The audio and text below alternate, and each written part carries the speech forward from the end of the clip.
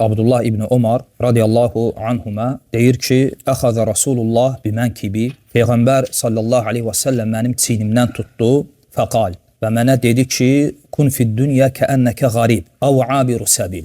Bu dünyada bir qərib kimi, yaxud yolçu kimi ol.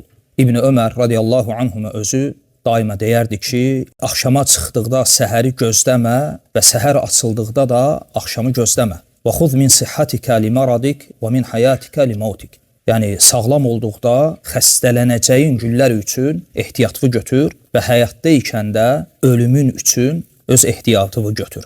Hədisi İmam Buxari rivayet edib.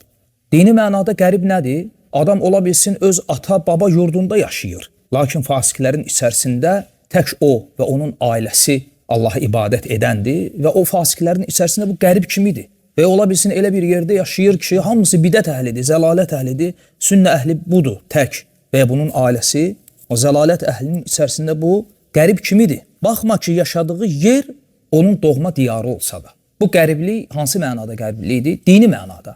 Necə ki, hədisdə gəlir ki, "Bədəəl-İslamu qaribə səyaudu kəmə bədə, fətubə lil-qurabə." İslam qərib olaraq başladı və qərib olaraq da qayıdacaq. Və vaxt gələcək, İslam bu cür olacaq yer üzündə.